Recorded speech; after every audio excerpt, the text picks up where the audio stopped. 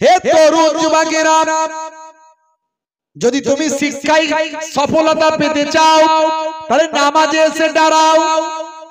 যদি তুমি চাকরিতে কামিয়াবি পেতে চাও নামাজে এসে দাঁড়াও। যদি তুমি ব্যবসায়িক উন্নতি করতে চাও সিজদায় এসে আমি আল্লাহকে জানাও।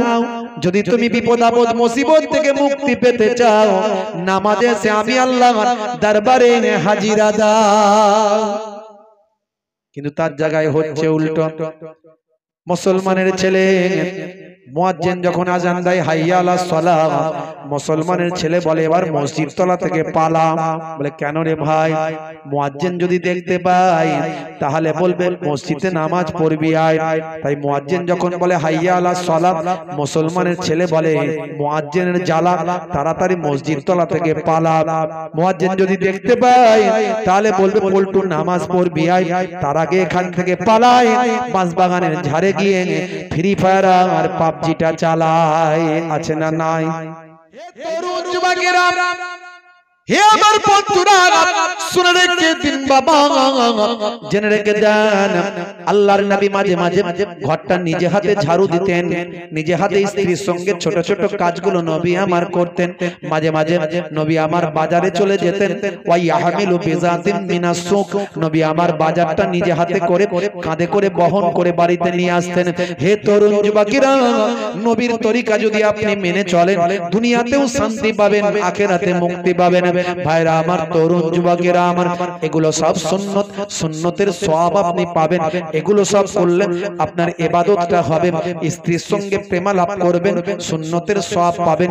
পিতামাতার ভাই আমার সেবা করবেন, পিতামাতার খেদমত করবেন, পিতামাতার পায়ের তলায় সন্তানের জান্নাত। পিতামাতার খেদমত করার কথা আল্লাহ কোরআন মাজিদে ঘোষণা করেছেন। হে দুনিয়ার মানুষ, ওয়াসাইনাল ইনসানা বিওয়ালিদাইহি ইহসানা, আমি সারা বিশ্বের পৃথিবীর সমস্ত সন্তান সন্ততিদের প্রতি আমি নির্দেশ করেছি, আমি আল্লাহ নির্দেশ করেছি তারা যেন তাদের পিতামাতার উপকার করে। হে তরুণ যুবকেরা, হে আমার বন্ধুরা, শুনে রেখে দিন বাবা, জেনে রেখে দেন হে যুবকেরা, পিতার ডাক্তারের ট্রিটমেন্টের প্রয়োজন, তাকে ট্রিটমেন্টের ব্যবস্থা করো। মায়ের ট্রিটমেন্টের প্রয়োজন, ট্রিটমেন্টের ব্যবস্থা করো। মাঝে মাঝে ভালো ভালো খাবার নিয়ে আসে, বাম্মাকে একটু খাওয়াও। আছে না নাই? করে তো নাকি সবাই? কিছু কিছু ঘরে দেখা যায় শ্বশুর শাশুড়ির দিকে বৌমারা লক্ষ্য রাখে না। কথা ঠিক না ভুল? আর বাপ মায়ের দিকে ছেলে ভালো করে দেখে না। বুড়ো বাপ মা নিজেরা এই বয়সে নিজে হাতে পারে না, কিন্তু বাঁচার জন্য নিজে কি রান্না করে খেতে হচ্ছে। আছে না না?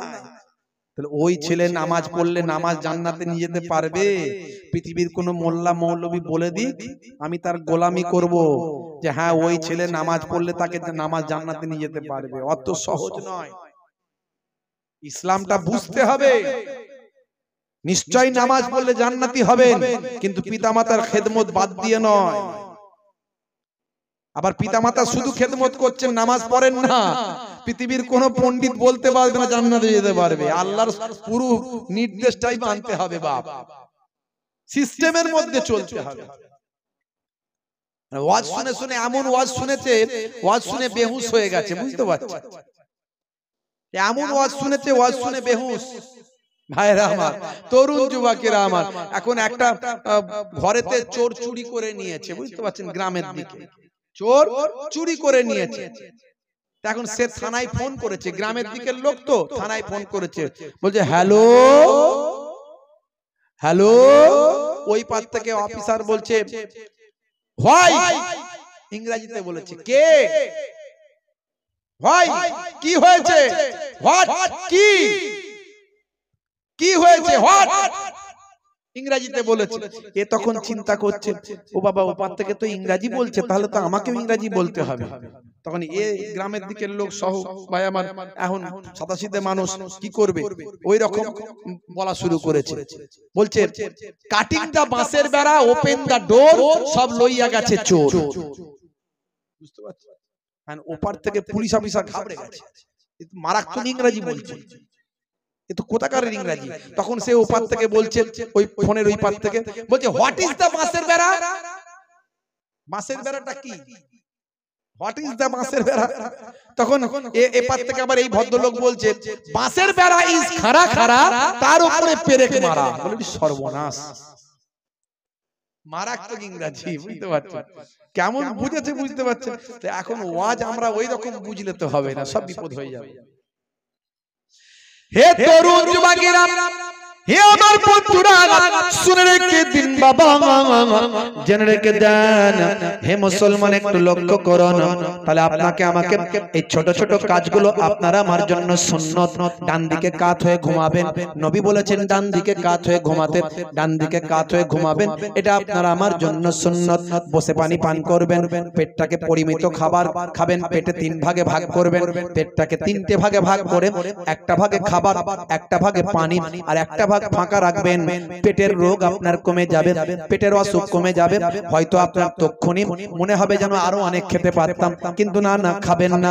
এইভাবে যদি আপনি চলেন, আপনার পেটের অসুখ কমে যাবে, আপনার শরীর সুস্থ থাকবে, হজমের জন্য উপকার হবে, পেটের মেশিনটা ঠিকঠাক ভাবে কাজ করতে পারবে। হে তরুণ যুবকেরা, পেচ্ছাপ করে পবিত্র হতে হবে, কথা ঠিক না ভুল? আল্লাহর নবী বলেছেন লা ইয়াস্তানজিউ আনিল বাউল ওয়া ইয়ামসি বিন নামিমা। দুটো কারণে বেশিরভাগ কবরের আযাব হয়, তার মধ্যে একটা হলো পেচ্ছাপ করে পবিত্র না হওয়ার কারণে, আর একটা হলো চগলখড়ি করার কারণে। ইসলামের সৌন্দর্য দেখুন। হে তরুণ যুবকেরা, হে আমার বন্ধুরা, হে আমার মুরব্বিয়ানেরা, পেচ্ছাপ করে পবিত্র হতে হবে, এবং আপনাকে গীবত শিকায়ত চগলখড়ি বন্ধ করতে হবে। আল্লাহর নবী অন্য জায়গায় বলেছেন, তুমি কি তোমার মরা ভাইয়ের গোশত খেতে চাও? কোন ভাই যদি মারা যায়, তার কি গোশত আমরা খাবো? কেউ খাবো না নিশ্চয়। তাহলে তুমি গীবত করো না, চগলখড়ি করো না, চায়ের দোকানে বসে বসে এর তার বিরুদ্ধে সমালোচনা করো না। পারলে নাম করবে, বদনাম করবে না। যদি কারো কোনো উইক পয়েন্ট পাও, তার কাছে গিয়ে কানে কানে তাকে শুধরে দেবে। এটাই হলো নবীর তরিকা। এই যে চগলখড়ি গীবত শিকায়ত করা চলবে না। চগলখোর গীবত শিকায়তকারী চগলখোর কখনো জান্নাতে যেতে পারবে না। হে তরুণ যুবকেরা, আল্লাহর নবী বললেন দুটো কারণে বেশি কবরে আযাব হয়, তার মধ্যে একটা হলো পেচ্ছাপ করে পবিত্র না হওয়া। যারা জিন্সের প্যান্ট 24 ঘন্টা পরে থাকে, ওরা কি পেচ্ছাপ করে পবিত্র হতে পারে? বসে পেচ্ছাপ করতে পারে? হ্যাঁ, ওরা দাঁড়িয়ে দাঁড়িয়ে চালিয়ে দেয়। ট্যাঙ্কের পানি যখন ভর্তি হয়, পাইপলাইন দাঁড়িয়ে চালিয়ে দেয়, কথা ঠিক না ভুল? ও ডায়ে বায়ে তাকায় না, কে এলো আর কে গেল। আজকালকার পোলা দেখো সঠিক পথে চলে না, পিতামাতা গুরুজনের কথা তারা শোনে না। আজকালকার পোলা দেখো সঠিক পথে চলে না, পিতামাতা গুরুজনের কথা তারা শোনে না। চুলগুলো ছোট ছোট, প্যান্ট শার্ট আটো সাটো, সুজুরা পায়ে দিয়ে, পেছনে ব্যাগ নিয়ে, লাল লাল জুতো পায়ে, চোখে কালো চশমা, দুই চোখ মেলে খোঁজে বেদের মেয়ে জোসনা। গায়ে হাতে ট্যাটু আঁকা, হেঁটে চলে আঁকা বাঁকা, গায়ে হাতে ট্যাটু আঁকা, হেঁটে চলে আঁকা বাঁকা। কাছে গেলে দেখা যায় সুস্থ ছেলে না, কাছে গেলে দেখা যায় সুস্থ ছেলে না। তিরঙ্গার দুর্গন্ধে টেকা যায় না, তিরঙ্গার দুর্গন্ধে টেকা যায় না।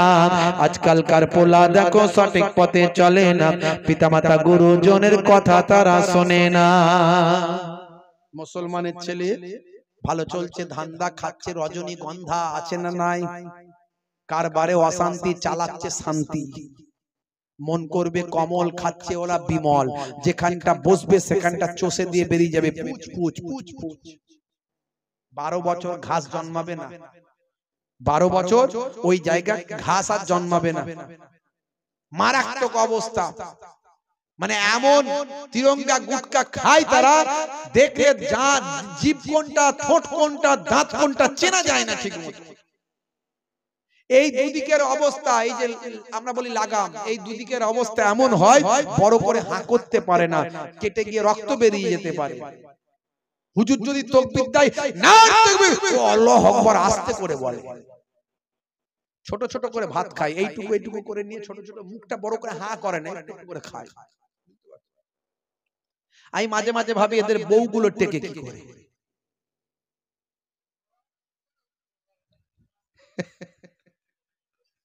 মাঝে মাঝে ভাবি আমি তো 10 হাত দূর থেকে গন্ধে টিকতে পারি না। আমার বিড়ি সিগারেটের গন্ধ, তিরঙ্গা গুটকার গন্ধ আর মদের গন্ধ, এই তিনটে গন্ধ গ্যাস সহ্য হয় না, বমি পেয়ে যায় একদম।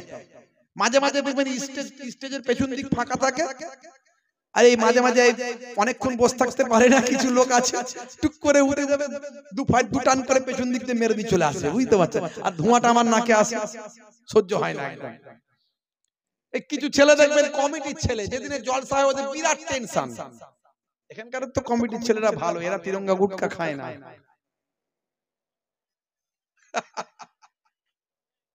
বলে হুজুর আসল কথা বলেছেন। হ্যাঁ, ওদের টেনশন বিরাট বেড়ে যায়। অন্যদিন যদি 5টা খায়, যেদিনে জলসা সেদিনে 25টা চালাচ্ছে, বুঝতে পারছেন? আর এই মাঝে মাঝে আমার সঙ্গে মুসাফা করতে আসে, চেবাচ্ছে, পুচপুচ করে ফেলছে, আমি দেখতে পাচ্ছি দূর থেকে। আর মুসাফা করার জন্য আসছে, সর্বনাশ করেছে, এই রে বিপদ সীমা ওভারটেক করবে। আমার কাছে যখন আসছে বুঝে নিয়েছি, ওইখান থেকে আওয়াজ দিচ্ছে হুজুর আসসালামু আলাইকুম, মানে আওয়াজ ঠিকমতো বের করতে পারছে না। যা বাবা ওয়ালাইকুম আসসালাম, ওই পর্যন্তই ব্রেক মার ভাই, আরে ব্রেক মার, কাছে আসিস না। কিন্তু হলে কি হবে, যেখানে বাঘের ভয় সেখানেই সন্ধে হয়। সে তো আমার সঙ্গে মুসাফাও করবে, এবারে সে এবার আমার সঙ্গে হাতে হাত মিলাবে, মুসাফা করবে। বিপদ সীমা ওভারটেক করছে, এবারে কি বিপদে পড়লাম আল্লাহ। মুখটাকে ঘুরিয়ে নিচে, এদিকে হাতটা বাড়িয়ে দিয়েছি। আমি মুখ ওই দিয়ে করবো না, আমার ওই গ্যাস একদম সহ্য হয় না, বুঝতে পারছেন? হাত বাড়িয়ে দিয়েছি। সে হলে কি হবে, মুসাফা করলো, সে তো আমাকে বিপদে ফেলবে। কানের কাছে এসে বলছে হুজুর দুআ করুন, যেই বলেছে শেষে আমি ভেবেছিলাম কিছু বলবো না, বকবো না, মনে দুঃখ লেগে যাবে, সে বকতেই হলো। বেরো এখান থেকে, সামনে থেকে বেরো যা, সেই বলতেই হলো। ভাইরা আমার, আল্লাহর নবী 1450 বছর আগে বলেছেন কুল্লু মুসকিরিন হারাম, প্রত্যেক নেশা হলো হারাম, নেশা থেকে বাঁচো। ইসলামের নির্দেশগুলো আপনি ভাবুন একবার, চিন্তা করুন, যা বলেছে সব আজকের যুগে বিজ্ঞান আর বাস্তবতায় পরিণত। আজকে স্বাস্থ্য বিশেষজ্ঞরা বলছে তুমি যদি নেশা না করো, তোমার আয়ু বেড়ে যাবে, লংজিভিটি বাড়বে, দীর্ঘমেয়াদী জীবন পাবে। যদিও আমরা বলি জীবন দেওয়ার মালিক আল্লাহ, নেওয়ার মালিকও আল্লাহ, কিন্তু তারা তাদের সিস্টেমে বলছে যে বাড়ার সম্ভাবনা বেশি। তার নেশামুক্ত জীবন যাপন করতে আল্লাহর নবী বলেছে। মুসলমানের ছেলে মিলাদুন নবীতে যায়, ঈদের দিনে ফাঁস কাতারে দাঁড়ায়, হুজুর দেখলে লম্বা সালাম দিয়ে আসসালামু আলাইকুম বলে মুসাফা করে, মায়ের পায়ে সালাম করে, মসজিদের বক্সে 10 টাকা গলায়। ভাই আমার, মিলাদুন নবীর জলসা হলে বেশি টাকা চাঁদা দেয়। 1 মাস রোজা রেখেছে, মা বলেছে তাই। ঈদের নামাজ পড়ে সেমুই লাচ্চা খেয়ে পেটে হাত বুলাতে বাইরে বেরিয়ে মাচাতে গিয়ে বসে 3-4 বন্ধু hello hello hello, Chinu Pinu Tinu সব এক কাছে হলো। কি রে ভাই, বলে আমার 1 মাস রোজা রেখেছি, মা বলেছে তাই, কোনো অসুবিধা নাই। সেমুই লাচ্চা খেয়ে যেন সেই আগের মতো পেটটা যেন গুলায়। বলে সে কি রে ভাই, বলে হ্যাঁ, বলে আমারও তো মনে হচ্ছে গুলাচ্ছে। সে কি, বলে আজকে একটু লাল পানি হবে না? মুসলমানের ছেলে ঈদের নামাজ পড়ে রাত্রি 9টা হলে পালসার গাড়ি নিয়ে মসলন্দপুর বাজারে গিয়ে, গোবরডাঙ্গা মার্কেটে গিয়ে, সুটিয়া মার্কেটে গিয়ে সোপের সামনে হাতটা গলিয়ে দিয়ে বলে কাকা একটা লাল পানির বোতল চাই। বাঁশবাগানের ঝাড়ে, পুকুরের পাড়ে, নদীর ধারে চানাচুর ভাজা দিয়ে, মুরগির কষা দিয়ে 3-4 বন্ধু মিলে যখন চালায়, তখন আবার বলে জানিস না হুজুররা বলে কিছু খেলে বিসমিল্লাহ বলতে হয়। খাচ্ছে মদ, বলছে বিসমিল্লাহ বলে খা। ভাইরা আমার, তরুণ যুবকেরা আমার, 1 বালতি দুধে যদি 1 চিপি কুকুরের পেচ্ছাপ যায়, দুধটা কি আর কেউ খাবে? মদ হারাম, হারামই হবে। হে যুবকেরা, সাবধান হয়ে যাও, নিজেদের জীবনকে বাঁচাও, নেশামুক্ত জীবন যাপন করো। বলে হুজুর আপনি বড় বড় লেকচার দিচ্ছেন, আপনার কি কোনো নেশা নাই?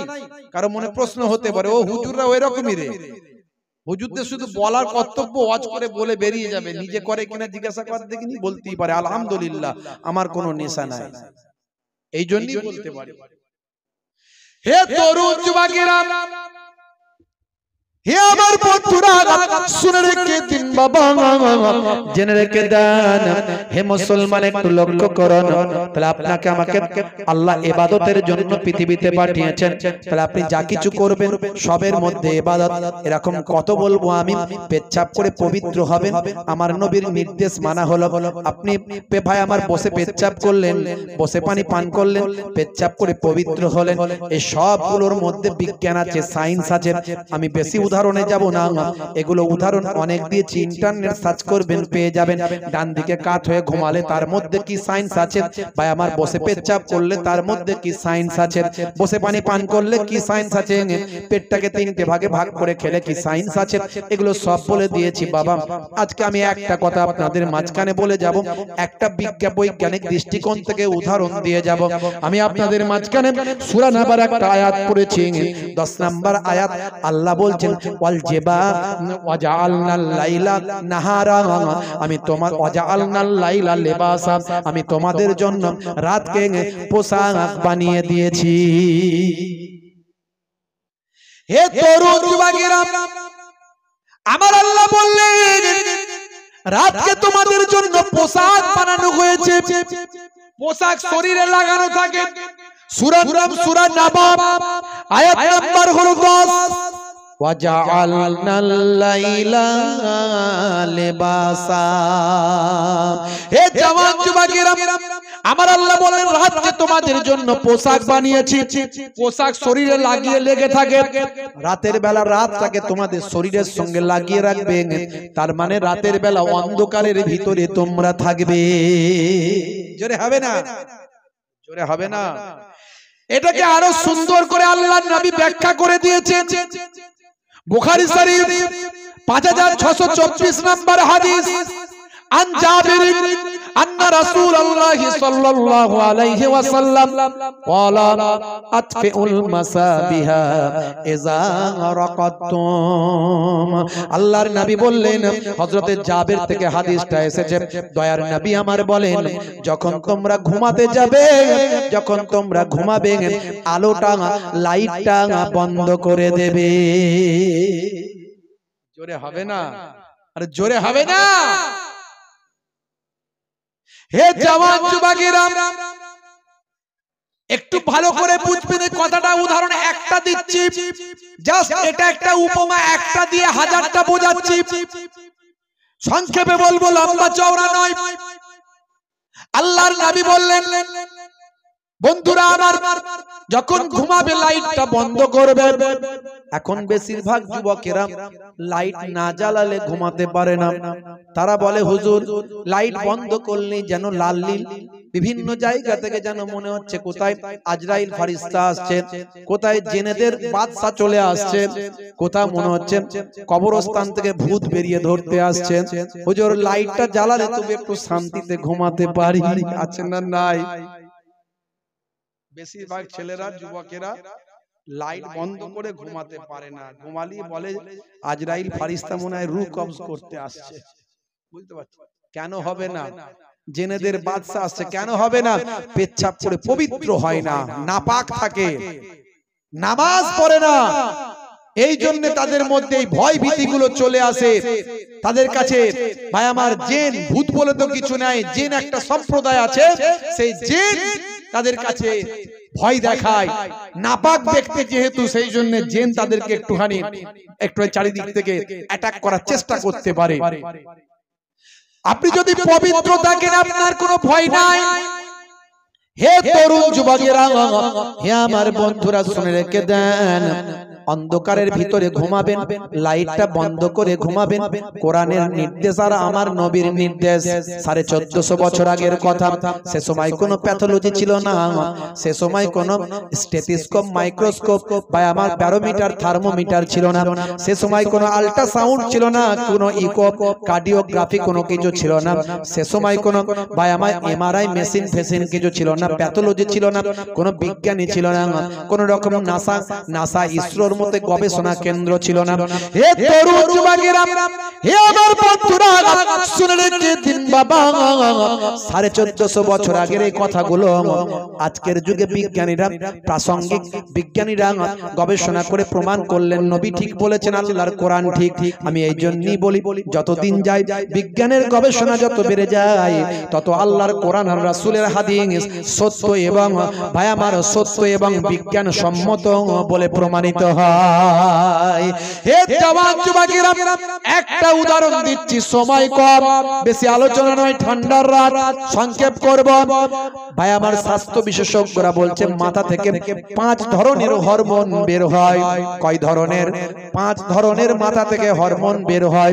তার মধ্যে একটা, বান্দা যখন গভীর ঘুমে আচ্ছন্ন থাকে আর যদি অন্ধকারের ভিতরে যদি থাকে, অন্ধকারের ভিতরে থাকে, গভীর ঘুমে আচ্ছন্ন থাকে, অন্তত ঘুমিয়ে যাওয়ার 2 ঘন্টা পর চোখ ব্রেনকে ভাই আমার সিগন্যাল দেয়, চোখ ব্রেনকে সিগন্যাল দেয়, হে ব্রেন, অন্ধকারের ভিতরে আছি, আমি কোনো আলো পাচ্ছি না, অন্ধকারের ভিতরে আছি, এবার তুমি তোমার হরমোনটা বের করো। তখন মাথার পেছন সাইড থেকে এক ধরনের হরমোন বের হয়।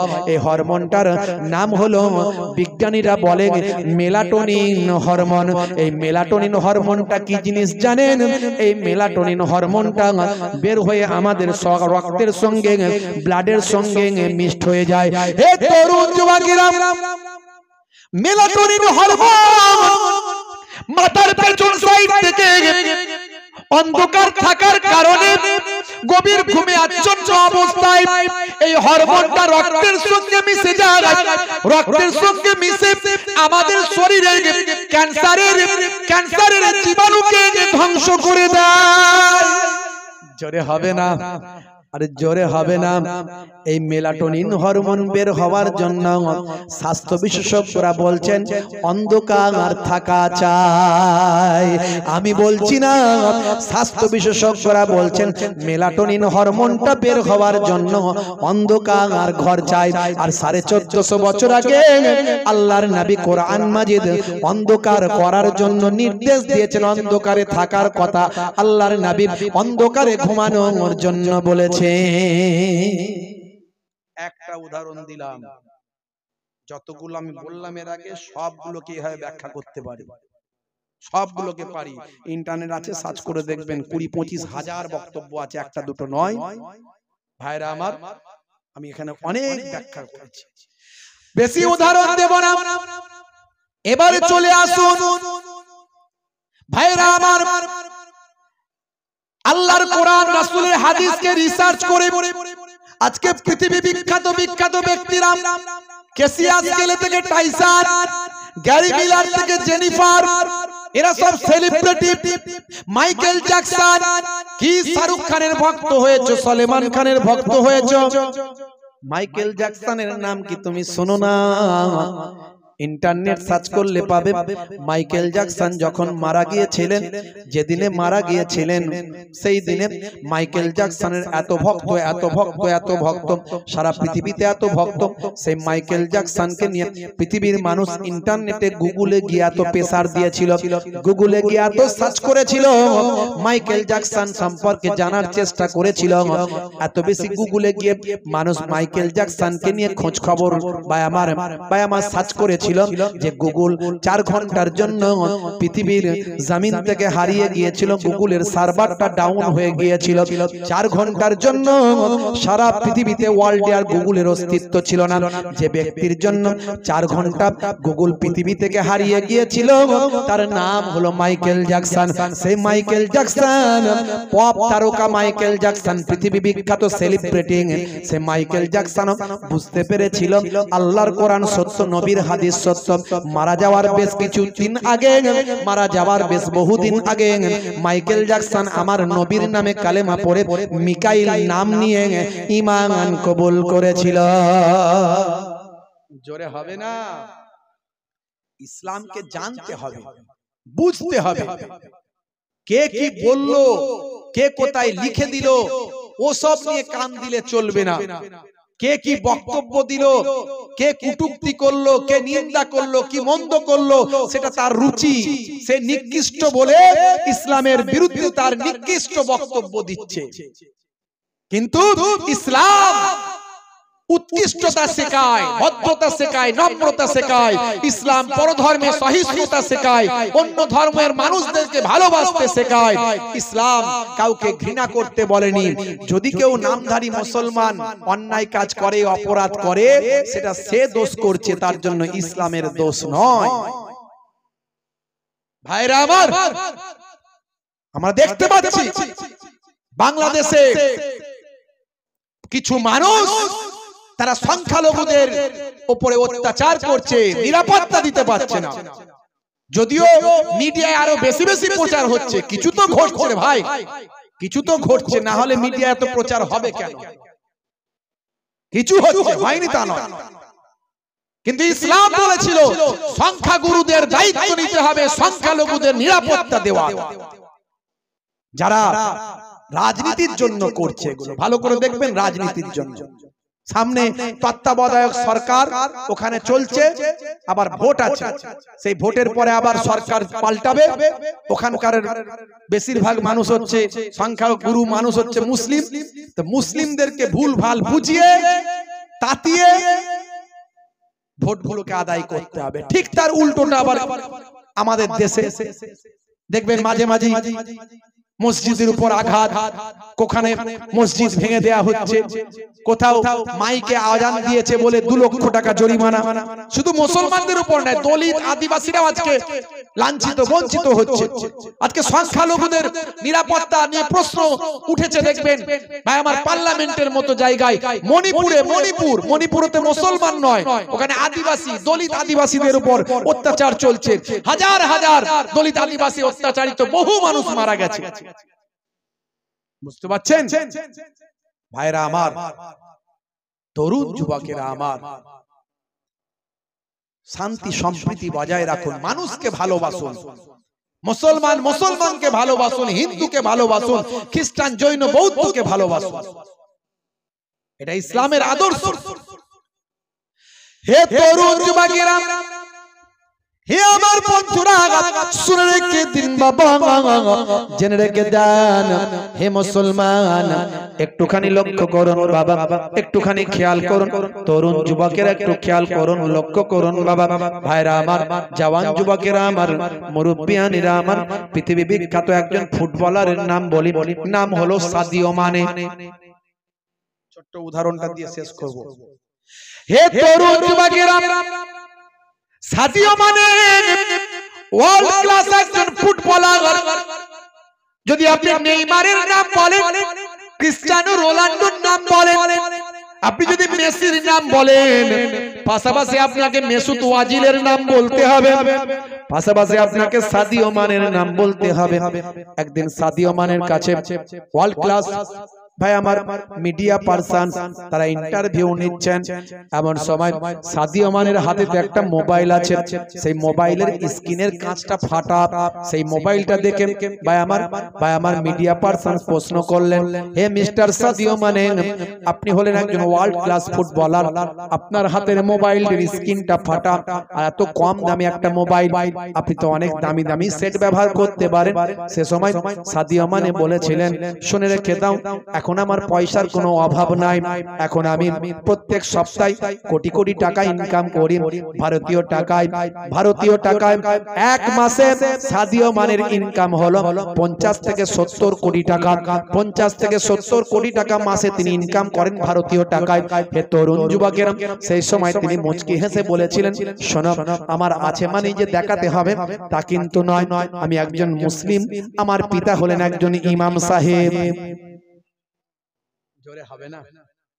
হে তরুণ যুবকেরা, শুনে রেখে দাও, সাদিও মানে ইন্টারন্যাশনাল নিউজ চ্যানেলকে সে সময় বলেছিলেন, শোনো, আমার পিতা একজন ইমাম সাহেব, আমি একজন মুসলিম, আমি বিশ্ব নবীর শিষ্য, দয়ার নবীর আদর্শকে ফলো করি, আমি চাইলে কতগুলো অ্যাপেলের সেট কিনতে পারি, আমি চাইলে কতগুলো ফেরারি গাড়ি নিয়ে ঘুরতে পারি, কিন্তু না না না, অতিরঞ্জিত জিনিস ইসলাম পছন্দ করে না।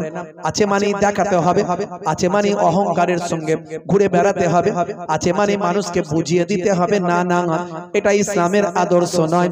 শুনে রেখে দাও, জেনে রেখে দাও, আল্লাহ আমাকে অনেক টাকা পয়সা সম্পদের মালিক করেছেন, কিন্তু সেগুলো দেখানোর জন্য নয়। আমি সেই টাকা দিয়ে কি করি শোনো, কি করি শোনো। আমি একটা গরিব পরিবারের সন্তান। আমি হলাম আফ্রিকার একটা ছোট্ট গরিব দেশ, নাম হলো সেনেগাল। সেই সেনেগাল আমার দেশ। সেই দেশ গরিব দেশ, যেখানে অনেক মানুষ অনাহারে ওয়ার্তাহারে দিন কাটায়। সেই দেশের সেনেগালের রাজধানী থেকে আরো 400 কিলোমিটার দূরে আমি একটা প্রত্যন্ত গ্রামে বড় হয়েছি, যে গ্রামে ছোট থেকে আমি জুতো পাই না, খালি পায়ে মানুষ হয়েছি। জুতো পায়ে দেওয়ার মতো আমার বাপের পয়সা ছিল না আমাকে জুতো কিনে দেবে। কিন্তু শুনে রেখে দাও, জেনে রেখে দাও, সেনেগালের গরিব দেশের মানুষের মুখে হাসি ফুটেছিল যখন তারা ফুটবল খেলায় চান্স পেয়েছিল। মনে রাখবেন, আমি কিন্তু ফুটবল খেলা পছন্দ করি না, এই জন্যই পছন্দ করি না। আমি আমার কথা ব্যক্তিগতভাবে বলছি, ফুটবল খেলা আমি পছন্দ করি না। তার কারণ হচ্ছে ফুটবলে পা মুখে লাগে, পা গায়ে লাগে, কথা ঠিক না বল? আমি এই জন্য বলি ভাই আমার, জুয়া ছাড়া শরীর চর্চার জন্য তুমি খেলো, ক্রিকেট খেলতে পারো, ব্যাডমিন্টন খেলতে পারো, ভলিবল খেলতে পারো, বাবা তুমি জিম করতে পারো, ব্যায়াম করতে পারো, ক্যারাটে খেলতে পারো, আর ইত্যাদি খেলা আছে। কিন্তু আমি জাস্ট এই কথাটা মানুষের কাছে কিছু শিক্ষামূলক বক্তব্য আছে বলে বলছি।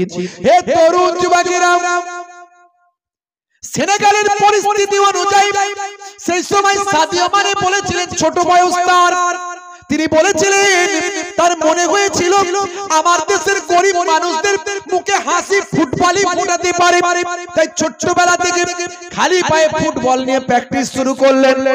এমন প্র্যাকটিস করতে লাগলেন ফুটবলটা যেন পায়ের চম্বুকের মতো হয়ে গেল। এইভাবে চলতে লাগলো। তার পিতা ইন্তেকাল করলেন, মারা গেলেন। চাচার কাছে লালন পালন হলেন, সকলের সহযোগিতায় আস্তে আস্তে ভাই আমার আস্তে আস্তে ক্লাবের খেলা খেলতে খেলতে দেশের খেলায় চান্স পেলেন। এক সময় তার খেলাতে সারা পৃথিবী ভাই আমার বিভোর হয়ে গেল। সাদিও মানের নাম সারা পৃথিবী জানতে পারল। পৃথিবীর টপ ভাই আমার টপ সমস্ত ক্লাবগুলোতে তিনি খেলেন। হে তরুণ যুবকেরা, শুধু তাই নয়, তিনি বলেন, শোনো, আমার টাকাটা নিয়ে আমি কি করি, আমার গরিব দেশের মানুষের মুখে আমি হাসি ফোটাই। প্রত্যেক সপ্তাহে আমি কয়েক কোটি টাকা দান করি, প্রত্যেক সপ্তাহে আমি কয়েক কোটি টাকা দান করি। আজ তুমি আমার গরিব পাড়ায়, গরিব গ্রামে গিয়ে দেখবে, আমার গ্রামটা আর আমি গ্রাম রাখি না, আমার গ্রামটাকে আমি শহর বানিয়ে দিয়েছি। আমার গ্রামেতে আমি হসপিটাল করেছি, আমার গ্রামেতে আমি বিশ্ববিদ্যালয় করেছি, আমার গ্রামেতে আমি বিভিন্ন ভাই আমার যত রকম সোশ্যাল কাজগুলো করেছি। আমার গ্রামটা আজকে শহর হয়ে গেছে। এই কাজগুলো আমি করেছি। শুধু তাই নয়, এগুলো আমি করেছি এই জন্যই আমার নবীর আদর্শ, মানুষের উপকার করো, মানুষকে দান করো, মানুষের মুখে হাসি ফোটাও, এই জন্য আমি এই কাজগুলো করেছি। আমার নবীর আদর্শকে বাস্তবায়িত করার চেষ্টা আমি করি। এই জন্য আমি দেখানোর চেষ্টা করি না, অতিরঞ্জিত করার চেষ্টা করি না। অনেকগুলো আমি আইফোন ব্যবহার করতে পারি, অনেকগুলো ফেরারি গাড়ি আমি চড়তে পারি, আমার পয়সার কোনো অভাব নাই।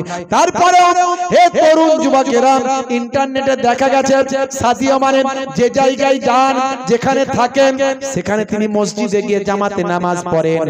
এমনকি মাঝে মাঝে দেখতে পাওয়া গেছে, ভাইরাল হয়েছে ইন্টারনেটে, সাদিও মানে মসজিদের টয়লেটটা নিজে হাতে পরিষ্কার করছে।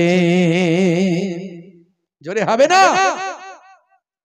আজকে একজন ফুটবলার আমাদেরকে আদর্শ দেখাচ্ছে, নবীর তরিকা, সাহাবায়ে কেরামদের আখলাক দেখাচ্ছে।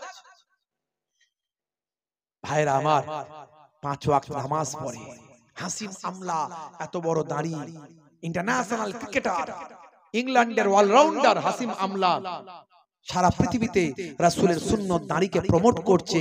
নামাজের টাইম হলেই 5 ওয়াক্ত নামাজ তারা পড়ে, কাজা হয়ে গেলে কাজা পড়ে।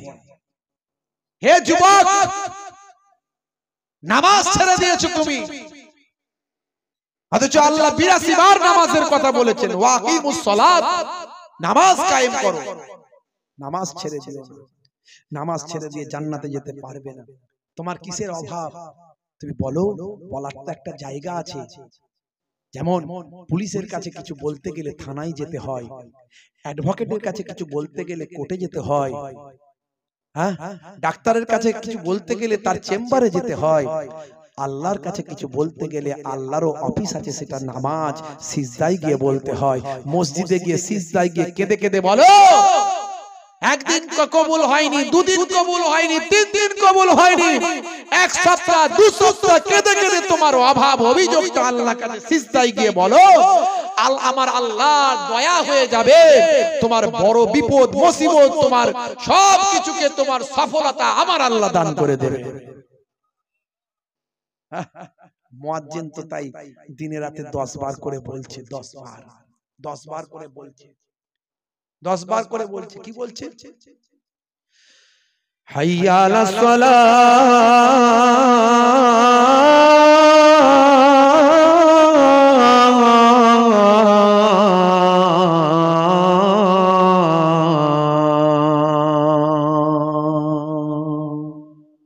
এসো নামাজের দিকে এসো, এসো নামাজের দিকে এসো। এলে কি হবে? মুয়াজ্জিনকে আল্লাহ বলছেন বলে দাও এলে কি হবে। মুয়াজ্জিন আবার বলছে হাইয়া আলাল ফালাহ,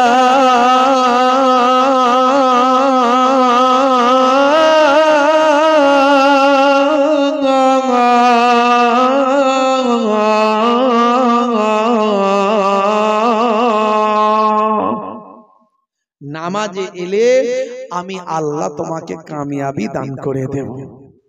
জোরে হবে না?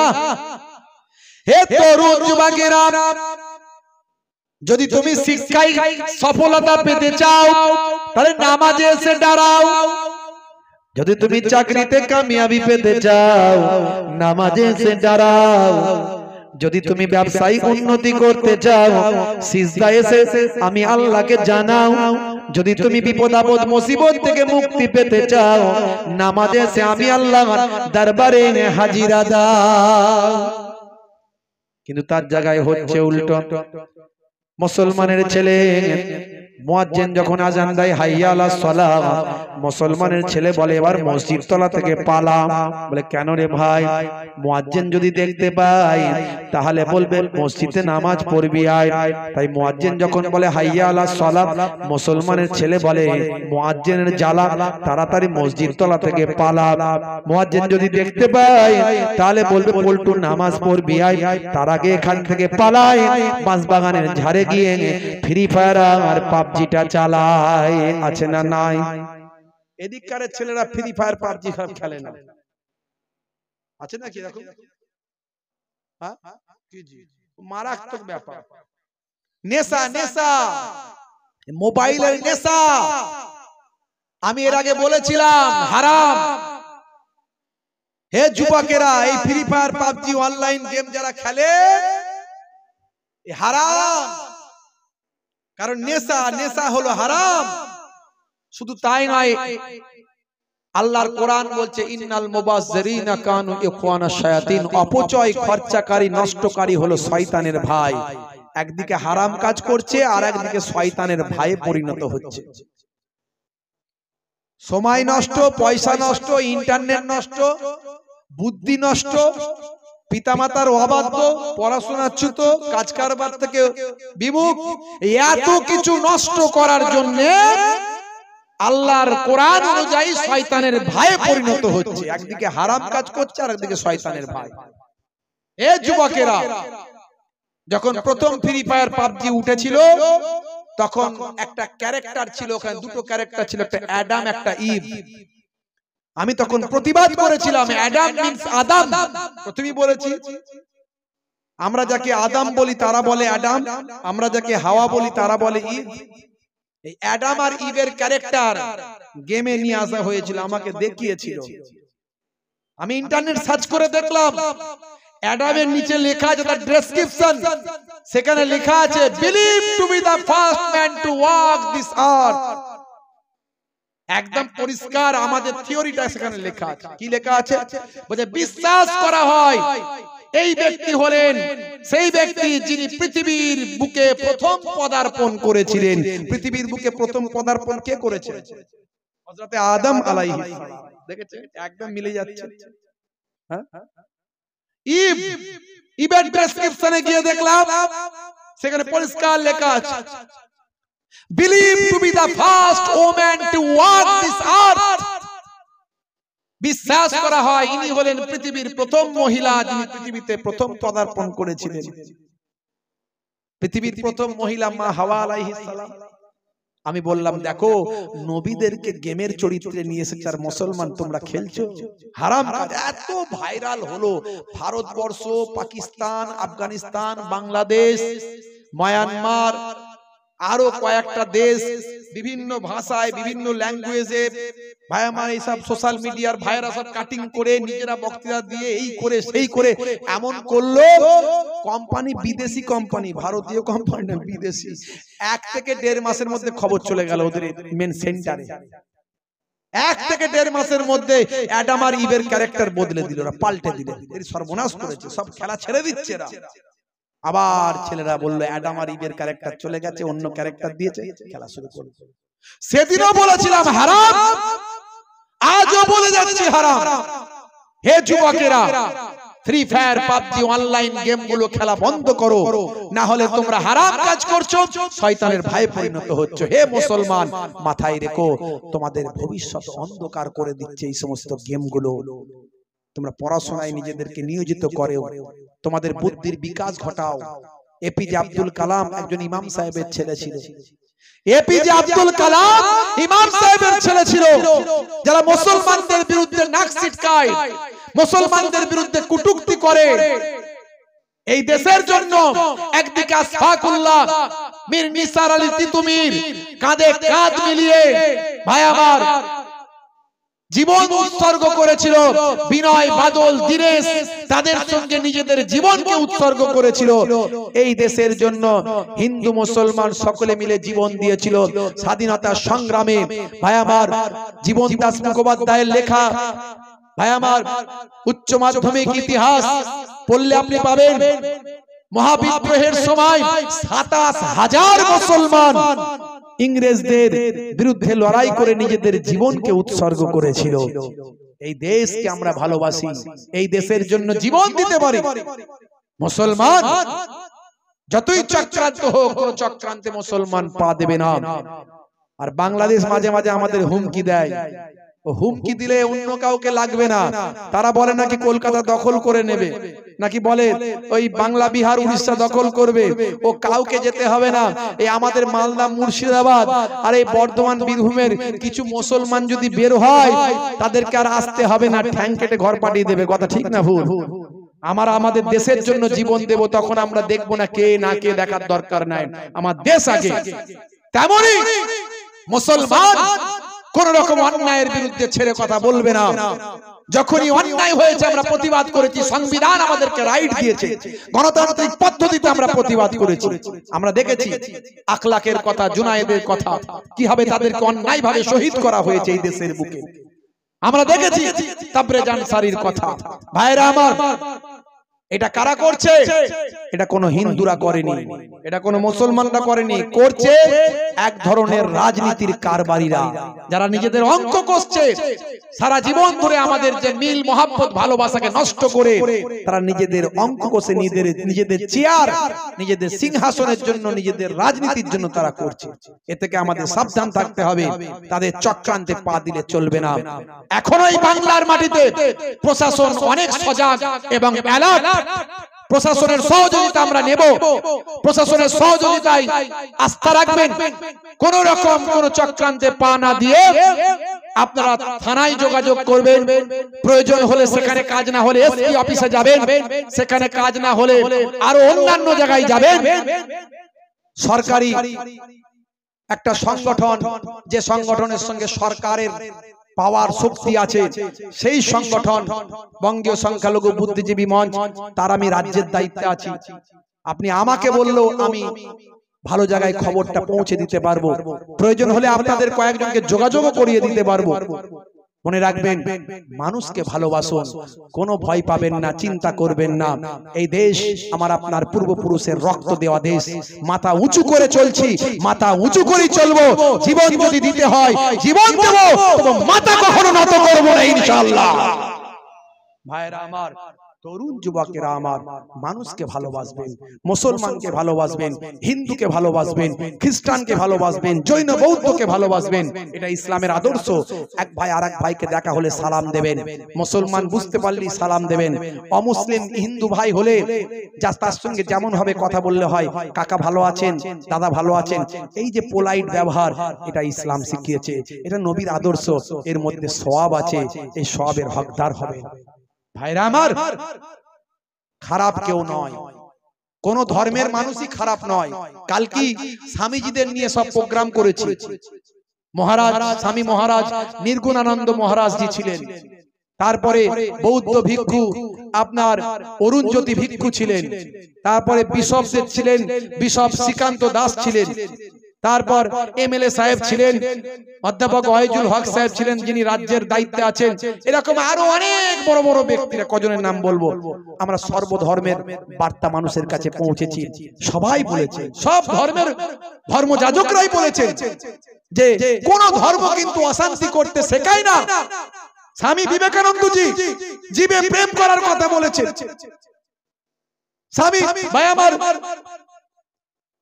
রামকৃষ্ণ পরমহংসদেব পুরুষোত্তম ভাই আমার রামকৃষ্ণ পরমহংসদেব তিনি বলেছেন, যত মত তত পথ।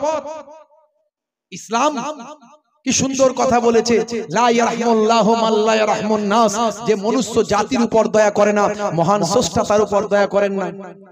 মাদার টেরেসা সারা জীবন মানুষের সেবা করেছেন, কে হিন্দু কে মুসলিম দেখেননি, যে বিপদে পড়েছে পাশে দাঁড়িয়েছে। এটাই তো ইসলামের আদর্শ, এটাই তো প্রকৃত সমস্ত ধর্মগুরুদের আদর্শ। সেই আদর্শ আমাদের নিয়ে চলতে হবে। নানা ভাষা, নানা মত, নানা পরিধান, বিবিধের মাঝে দেখো মিলন মহান। সেই আদর্শকে আমাদের নিয়ে চলতে হবে। ভাইরা আমার, তরুণ যুবকেরা আমার, মুরব্বিয়ানেরা আমার, রাসূলের আখলাক চরিত্র ভুলে যাবেন না। নামাজটা পড়বেন, নামাজ ছাড়বেন না, নামাজ ছাড়বেন না। সাদিয়া মানে নামাজ তিনি কায়েম করেছেন, নামাজ পড়েছেন। নামাজের সময় হলে নামাজটাই চলে যাবেন। মুয়াজ্জিন যখন আযান দেবে হাইয়া আলাস সালাহ, সঙ্গে সঙ্গে ওযু করে নামাজে গিয়ে দাঁড়িয়ে যাবেন।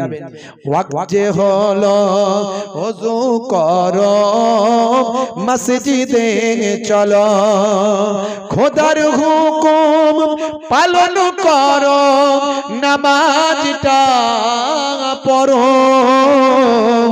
ওয়াক্ত যে হলো ওযু করো, মসজিদে চলো, দিন রাতে 5 ওয়াক্ত নামাজ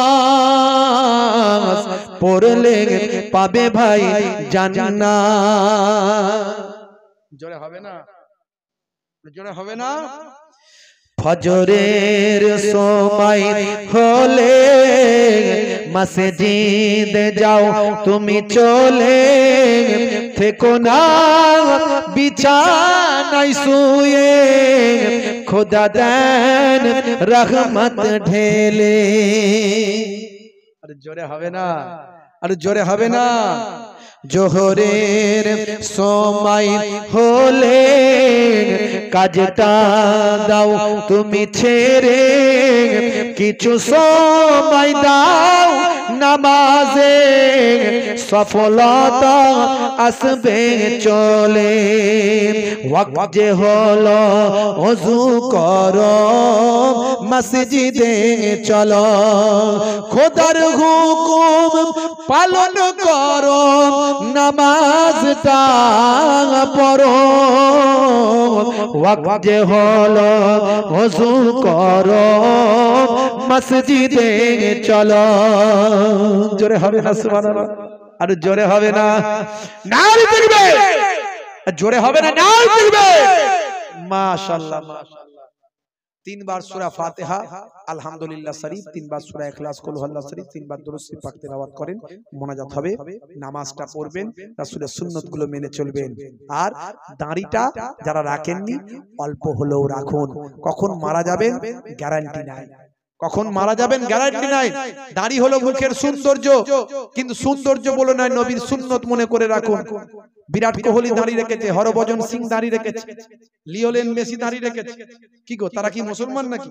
সৌন্দর্যের জন্য রেখেছে। কত দেখবেন দাড়ি। আমি বলছি না আমার মতো বড় দাড়ি রাখলে যদি লজ্জা লাগে, এখন ইমানের শক্তি এখন সেভাবে যদি না কাজ করে, ছোট রাখুন, কিন্তু নবীর সুন্নত মনে করে ভালোবেসে রাখুন। কবে মারা যাবেন গ্যারান্টি নাই। কবরে দেওয়ার পরে এত যে সুন্নত বললাম, কোন সুন্নত দেখা যাবে না, একটা সুন্নতই দেখা যাবে, সেটা হলো মুখের দাড়ি। মুনকার নাকির ফেরেশতা যখন বলবে মান রব্বুকা, দেখতে পাবে মুখে দাড়ির দেখা, হতে পারে ওই দাড়িটা হবে নাজাতের জারিয়া। জোরে হবে না? আরে জোরে হবে না? ভাইরা আমার, এই দুটো কাজ মাথায় রাখবেন, একটা হলো নামাজ আর একটা হলো মুখের দাড়ি।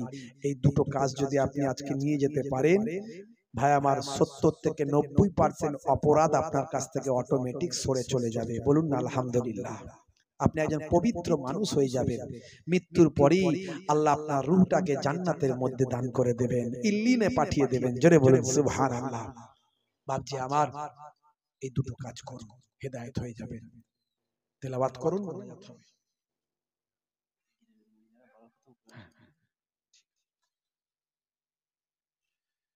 আল্লাহু আকবার।